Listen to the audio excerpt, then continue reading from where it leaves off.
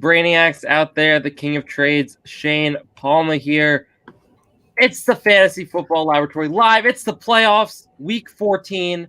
Hopefully you started Cam Akers like I told you to, because you'd be in a fantastic spot right now after he put up a 21-point performance against the New England Patriots. But if not, no fear. We are here to answer all of your questions going into week 14. I think the main storyline that we have to start off with, though, before we get officially started, is the fact that Chad Hansen is basically going to be the Texans' number one wide receiver today, and he needs to be started. That we have to start off with. I don't know about he's gonna be the number one wide receiver. Kiki Kuti is still there. I would definitely put my money on Kuti over Hansen. Yeah, I'll take Kuti too. We saw Will Fuller be that number one wide receiver for so long. I don't see why it's not going to be Kiki Kuti who's in the same role as him. Kiki Kuti, I still think he's number one there.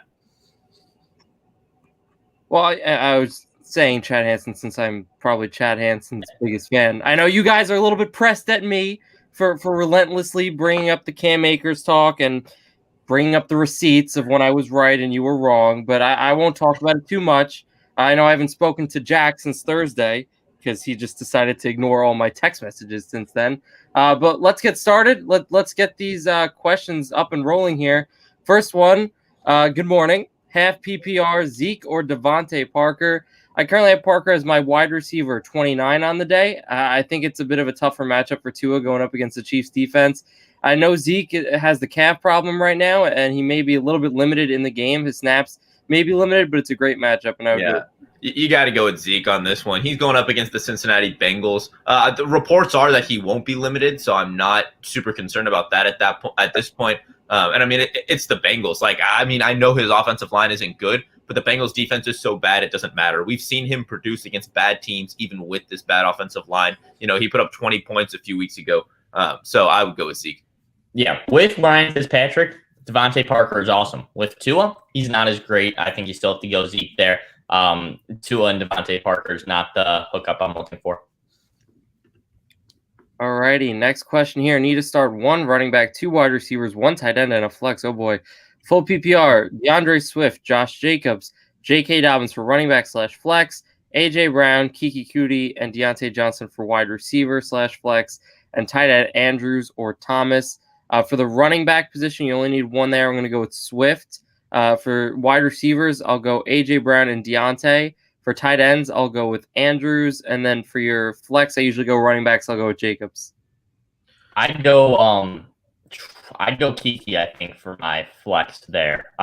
Just because I think I like his potential a lot more. Jacobs is going up against the Colts, which is about as tough of a matchup as it gets. So I'll say Kiki Kuti for the flex instead.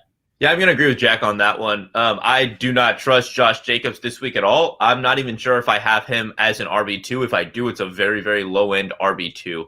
So I'm going to go with Kiki. I think just the ceiling there is a lot higher, and I don't think the floor is all that much less. We've seen Josh Jacobs put up 3-point weeks. Kiki Kuti, on the other hand, I think has a very good chance to see a ton of targets this game, especially with Brandon Cooks out. Not seeing any 3-point weeks from Jacobs on my sheet here. And the Colts are middle of the pack, ranked 15th against opposing running backs in fantasy. You're going to get guaranteed touches. If he wasn't healthy enough to play, he wouldn't be playing. I expect him to see 15-plus looks on the ground at the least, and I would definitely take that on my flex. So I will say Jacobs, for whatever reason, has been better than I think a lot of people have thought, just because he's had some inconsistent weeks, but it hasn't been as bad as a lot of people make it out to be. Overall, I would still go with Kuti just because I think, there last week he really produced, and this week he's going to be that number one option for Deshaun Watson, who's playing some lights out football. But it's definitely close. Besides that dud game for the Raiders against the Falcons, and besides when he was hurt against the Jets, past 4 weeks for Jacobs in PPR, RB15, RB9, RB2, and then RB15 again. But let's move on here. Pick 2. Thielen, Diggs, Antonio Brown, Justin Jefferson, and Robbie Anderson. Lucas, I'll give this one to you first because for some reason you don't think the Vikings are going to score any points today. I think just to tick me off, you put that you were down on Adam Thielen, which just makes sense. I did. I that was actually absolutely part of the reason was to tick you off. Give people bad advice by telling them. No. Look, I'm not super high on the Vikings offense and whole this week. You look at Kirk Cousins against opposing teams that have a good pass rush, have a good front seven. He struggles. I mean, he struggles under pressure. I think that there's going to be a lot of pressure today. I think the Tampa Bay Buccaneers are going to get a lot of pressure on Cousins, which is why I'm a little bit down on some of those guys. Thielen I have as I think the lowest possible wide receiver 1. I think I have him at wide receiver 12 this week. Justin Jefferson I have at wide receiver 24, I think. So both of them I have a little bit lower than I would typically have them.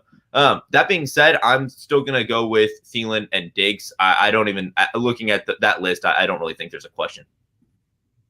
Yeah, I think it's Thielen and Diggs too. Diggs is a wide receiver 1. You kind of have to put him in week to week. I think Thielen is the best option still in Minnesota. Justin Jefferson, though, lately definitely has a case to be on this list and be the receiver that you play here. His past 3 weeks in PPR, 17 points, 26 points, 27 points. His numbers have been off the charts. I think he has a chance to crack your lineup. I'll still go Thielen and Diggs. I like the big names, and I think they're going to produce this week. But Jefferson definitely has a case. Thielen and Diggs are the answer right there, but I currently have Jefferson as my wide receiver 10 on the week, if that gives any indication of how I feel about him. Well, Jack, you talk about Jefferson's last 3 weeks. You look at Thielen's last 3 weeks, 20.3, 32.3, and 21.5. So he's been producing more than Justin Jefferson, and Justin Jefferson's been producing great. So, yeah, Thielen and Diggs, I think, are who you have to go with here. All right, next one. Choose 3, half PPR. Boyd, McKissick, Mike Williams, or Chad Hansen now that Brandon Cooks is out. Listen, I posted for those who don't know, I guess I'll share it here. I do, since back in 2017, I run, it's a little embarrassing, a Chad Hansen fan page on Instagram. It was random how it started. The whole thing is random, but I'm now friends with him. He liked the picture this morning when I said he was going to ball out. I have a gut feeling that he's going to have a good game. Among these options here, I'll go with McKissick, Mike Williams, and you guys are going to kill me, but I'll take Chad Hansen over Tyler Boyd, who just hasn't had it going the past few weeks with Brandon Allen at quarterback. Well, to be fair, last week Tyler Boyd got ejected in the second quarter after catching a 72-yard touchdown. I'm going to go with McKissick, Boyd, and you know what, Shane? I'll go with Chad Hansen. I'll go with McKissick, Boyd, and Chad Hansen just for you. If you've got, look, I don't have any particular gut feeling about Mike Williams either way. I think at this point, Chad Hansen and Mike Williams are on a very similar tier. And if you've got that gut feeling, Shane, I'll go with you. Yeah, Mike Williams is a 50-50 boomer bust. He just happens to go up against Atlanta this week, though. And I do like Tyler Boyd, as you mentioned. He did have a good game last week before he got ejected with that 72-yard touchdown. I think Boyd's the answer. McKissick's going to be the top receiving back there. He's one of my favorite players this week. I'll go Williams, Boyd, and McKissick just to stir it up a little bit. That matchup, Atlanta has the second to worst passing defense against opposing receivers fantasy-wise this year. I think Mike Williams could have potential for a huge, huge game in this one. Listen, we said it. We already said it. Watson is playing some lights-out football right now. He needs some wide receiver help, and we saw what Chad Hansen did last week. Over 100 receiving yards. Fun fact, he actually leads all Texans wide receivers all time in most receiving yards per game on a per-game basis. Wow. Because he played one game, right? At least one game played, yes. All right. Excellent. Next question here. Clyde Edwards-Helaire, Miles Sanders, or Josh Jacobs? PPR, rank them, please. Currently, in my rankings, I have Jacobs, then Sanders, then Clyde. Wow. I think Jacobs is the play here. Yeah, I'm retained on this one. He's absolutely the play. I'd go Jacobs, Clyde, then Sanders. I just don't trust Miles Sanders at this point.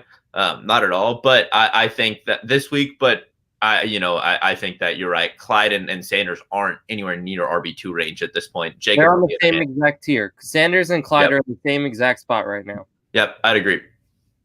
Alrighty. Next question here. Kiki or Dobbins PPR? I love Kiki's ceiling. We talked about it already. Deshaun Watson's going to have to throw the ball, but I always prefer the running backs in the flex position. I like the touches that Dobbins got last week. I know Edwards was still seeing the touches, but Dobbins found the end zone. He's the best running back that they have on that team, easily. I think he's the play this week. I don't. Not after last week with the touches going back to a very heavily committee backfield. Dobbins 2 weeks ago looked like he was going to, or 3 weeks ago, I think at this point, because he missed a game, looked like he was going to break out as that number one running back. Last week, the touches went back. You're right, Shane. Dobbins is absolutely the best running back they have back there. But if you look at, do you want to take even the guy who gets the most touches in a four-way committee backfield, or do you want to take Kiki Kuti who's going to be the wide receiver one on an offense with Deshaun Watson playing balls out, you got to go with Coody on this one. Yeah, I'll go with Coody as well. I think just him in that wide receiver one role is just so valuable. I understand Dobbins has been pretty good recently, and I do like Dobbins for the rest of the season, but this week I'll go with Kiki. Yep, absolutely. Our next question here, DeAndre Washington or Miles Sanders? This is an interesting one. I know, and this is non-PPR, so this makes it even more interesting. Yesterday, it was reported that Myles Gaskin was placed on the COVID list. I took a look at the Dolphins depth chart after that and noticed that Matt Breida was also on the COVID list, and Salvon Ahmed was out this week, leading them with Patrick Lyard, Lynn Bowden, and DeAndre Washington. This week in practice, for most of the week, Washington was limited with a hamstring injury. However, they came out a few hours after the report of Gaskin being out on the COVID list and said that Washington will be the presumed starter. With that, I'd expect, I guess, 15-ish touches against the Chiefs. Chiefs have a pretty middle-of-the-pack defense against running backs this year. I currently have Washington in PPR at my number 24, 25 running back this week. Dolphins typically stick with one guy for the game, and if it's Washington, he could have a big day. So I'd go with him over Sanders. Yeah, I would agree. I'm the same way. I have Washington at 25 this week. I have Sanders at like 40. Like, I mean, that might seem way too low for Sanders, but it's really not, especially with the tough matchup he has. Miles Sanders has been really, really, really bad recently, and I don't know how much better I expect that to be. That offensive line is still terrible. You know, you still have Boston Scott there taking a few touches from him. Now you're going to have Jalen Hurts running the ball. You may see some of a kind of a Kyler Murray, Kenyon Drake beginning of the season type thing, which would be very bad for Miles Sanders. So I'm absolutely going to go with DeAndre Washington on this one. I think I'm going to flip that. I'll go with Miles Sanders. There's a lot of red flags there for Sanders, things that we don't like to see. He goes up against a tough defense. The touches have been dropping. He's still the number one running back in that offense, though, no doubt about it. He'll get a decent amount of touches. He should see double-digit carries in this game. And DeAndre Washington, when he's played in the past, hasn't necessarily performed. He got double-digit touches against the Jets, only put up 8 fantasy points in Week 12. Sanders overall has not been great recently, but he has had big games in the past. I'd rather take a shot with Miles Sanders at this point than I think with DeAndre Washington. I trust that a little bit more. Here's the thing. Every single week, the Miami Dolphins have just run with one running back. And he's been the bell cow. And I think that week, I understand that there's more of a question mark around DeAndre Washington. I would take DeAndre Washington's 10 to 15 touches over Miles Sanders' 15 to 20 touches any day of the week. Yeah, I think at this point there's more question marks around Sanders, to be honest, than there is Washington. I'd agree. All right, next question up here. We got Kenyon Drake, Wayne Gallman, Ronald Jones, Tyler Lockett, Chris Godwin, and Corey Davis. Wow. Need one running back, one wide receiver, and one flex. Holy cow. That's going to be tough. For the running back, I will go with Gallman out of all those options. For the wide receiver, I will go with Davis. And for the flex, I typically go with running backs, but with wide receivers this good, I'll go with Godwin. I'll go Lockett, and I'll go Davis as wide receiver flex, and Gallman, I think, is going to be your running back there. Wayne Gallman had over 130 yards on the ground last week. He didn't have a reception. He didn't have a touchdown. So his fantasy day looked a little bit above average, but not nothing special. It was special. He had a ton of yardage in that game. He looks like a great running back in that offense.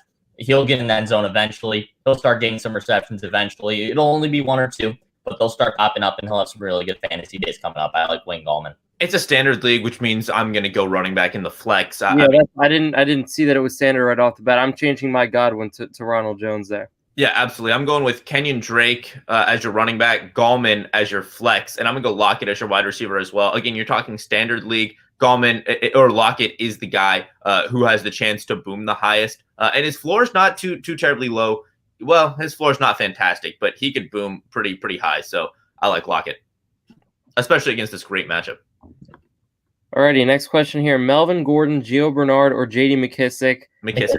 When you ask, if you ask a question with J.D. McKissic, please include PPR or not, because it significantly affects where he would go in our rankings. I'm going to say McKissic, assuming that it's PPR, because I have him inside my top 16. Yeah, I'm with you there.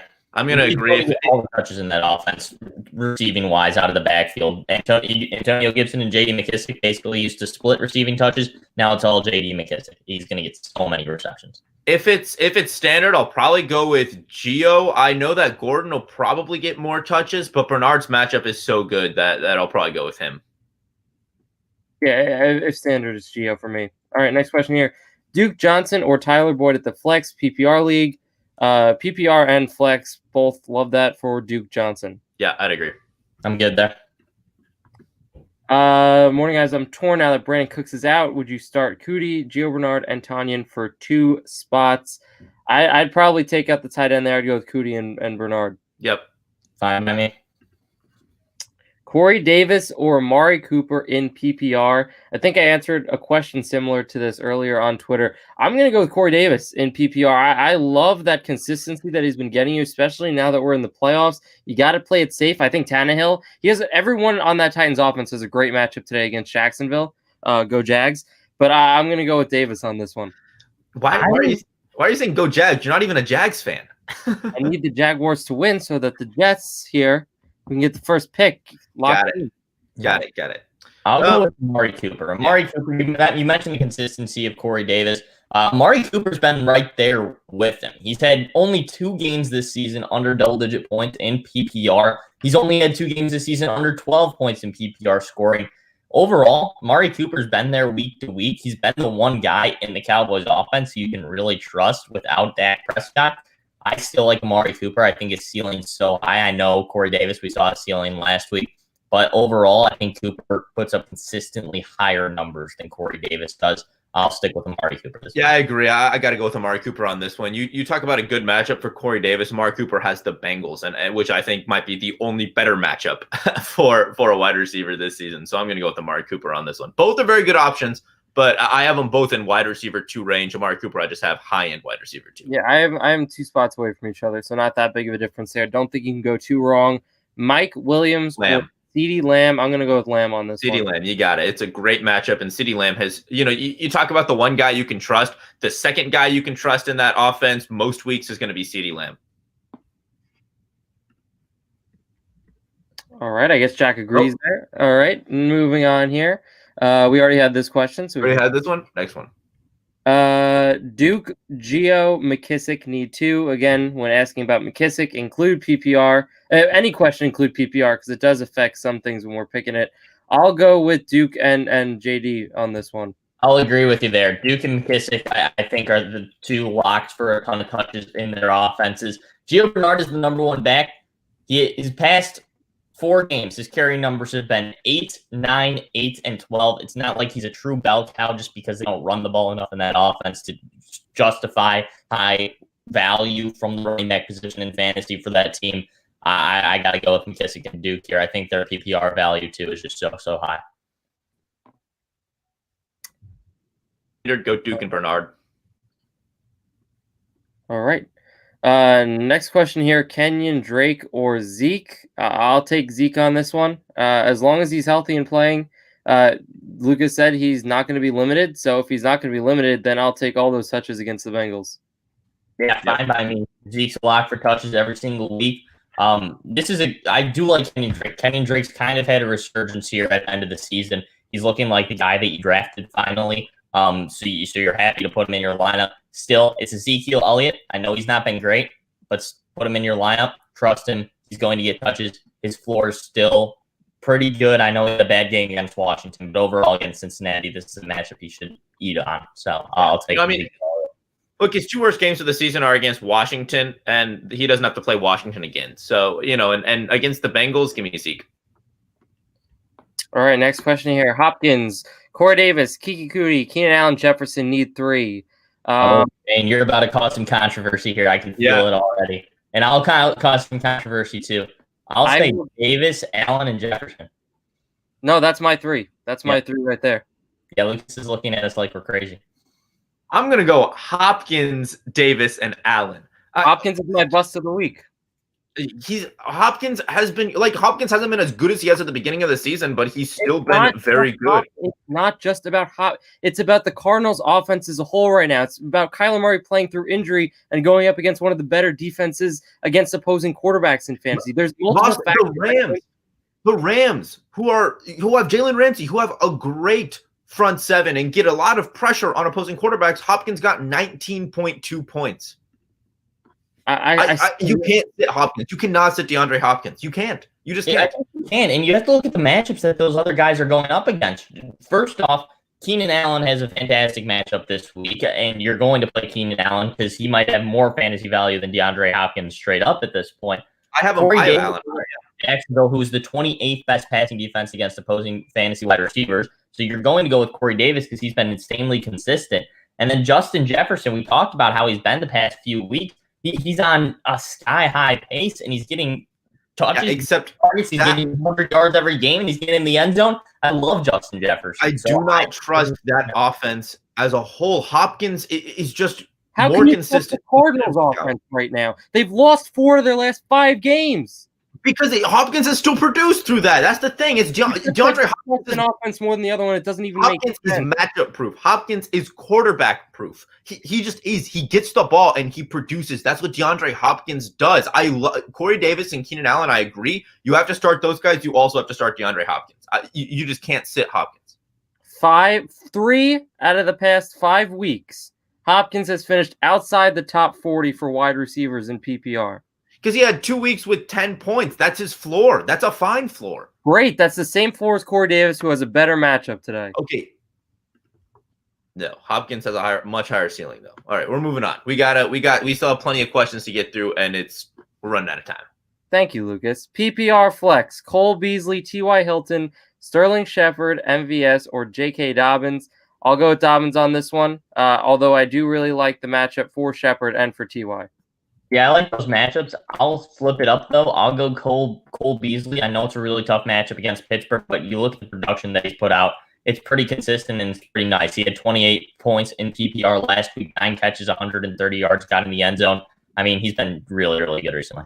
Yeah, I'm going to switch it up again, and I'm going to go with Sterling Shepard. I have Shepard and Beasley back-to-back. You look at Shepard, since he's been playing this season, he's been that clear wide receiver 1 for the Giants. And the Giants' offense hasn't been as bad as a lot of people like to think. The team as a whole hasn't been as bad as a lot of people like to think. Even last year with Colt McCoy, he was solid. I'd go with Shepard this week, especially with Beasley having that tough matchup. I see the next question coming up here, and my boom of the week is on there. Pick one. Deebo Samuel, Cole Beasley, or Brandon Ayuk? The answer is 100% Brandon Ayuk for this one. Yeah, I'm fine with that. I do like Beasley a lot. Ayuk has been just as or nearly as consistent as Cole Beasley when he's healthy and when he's able to play. Look at his past 2 games where he's been healthy. He's put up 19 points, 20 points. I'm absolutely fine with Brandon Ayuk in my lineup at this point. The Washington matchup is a little bit tougher. That does scare me off a little. They have the 3rd best passing defense against opposing wide receivers. It's why I might lean Beasley, but I think that Pittsburgh matchup's just as tough. So Brandon Ayuk's a fine pick for me. Absolutely. Look, I mean, for me, it's between Deebo, Ayuk, and Beasley. I think I have them all between 29 and 32, so they're all right there. Deebo and Ayuk, I have back-to-back. I'd probably lean Deebo over Ayuk, but it's very close between them. I mean, the reason I have them back-to-back is because it's very difficult to predict at this point who's going to put up more points between them. They've both been so good. If you look at the past 4 games, Jack, you looked at the last 2. Look at the past 4 games for Ayuk. He had 17.5, 23.1, 19.7, and 20.5. Has finished every single week since week 7 as a top 20 wide receiver in those games. 7 targets, 11 targets, 14 and 9. I think he's in for another huge game. I know it's a tougher matchup, but he put up 19.7 against New Orleans, which was another tough matchup. So I think Ayuk has to be. I have him at number 20 in my rankings. You know, you look at you talk about the production there. Deebo has had very similar production. Obviously, he was hurt between weeks 8 and 11, but the last 2 weeks, 24.3, 13.6 points, 13 targets, 9 targets.